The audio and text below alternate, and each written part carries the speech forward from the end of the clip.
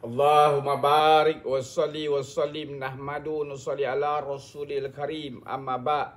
Sayyidina Anas radhiyallahu berkata, seorang sahabat radhiyallahu an telah meninggal dunia, maka ada seorang lelaki telah mengatakan berdasarkan keadaan zahir sahabat itu bahawa beliau adalah seorang ahli syurga.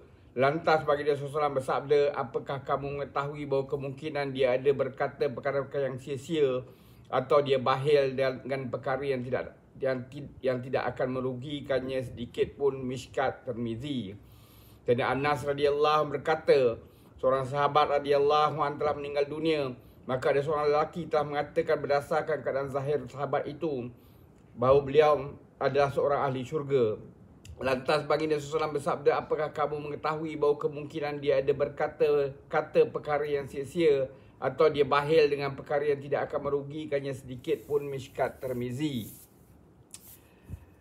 Yakni perkara-perkara ini menjadi penghalang kemasukan ke dalam syurga dari mula lagi. Namun kasih sayang baginda SAW terhadap umat begitu sekali sehingga Nabi SAW telah memberitahu jalan penyelesaian bagi setiap masalah, dan dalam tempoh singkat 23 tahun baginda SAW telah menunjukkan jalan penyelesaian untuk setiap keperluan di dunia ini. Sabdaan baginda, doa kafarah majlis, subhanallah wa bihamdi, subhanakallahumma bihamdika asyhadu an la anta astaghfiruka wa atubu ilaik. Doa ini dibaca setelah majlis selesai sebelum kita meninggalkan majlis. Perkara kedua yang dinyatakan dalam hadis di atas ialah berkenaan bahil, iaitu sahabat tersebut mungkin telah kedekut daripada memberi sesuatu barang yang jika diberikan tidak akan merugikannya sedikit pun. Dan sebuah hadis yang lain, kisah ini telah dibentangkan dengan lebih terperinci.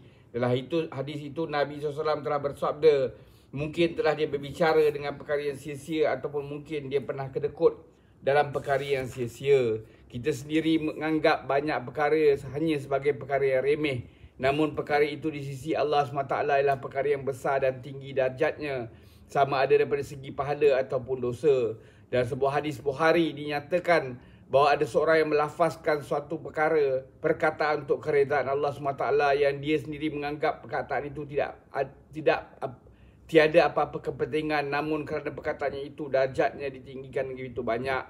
Ada orang yang mengucapkan suatu perkataan yang dimurkai Allah SWT yang dia sendiri tidak menghiraukannya, namun kerana perkataannya itu dia dihumbankan ke dalam neraka Jahanam.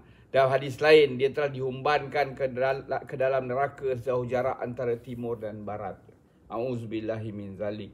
Semoga Allah SWT bagi kita taufik untuk kita ambil iktibar, amalkan dan sampaikan. Subhanallah wa bihamdihi, subhanakallahumma bihamdika asyhadu an la ilaha illa anta astaghfiruka wa atubu ilaik. Subhana rabbika rabbil izzati amma yasifun wa salamun alal mursalin, alhamdulillahi rabbil alamin. Taqabbalallah.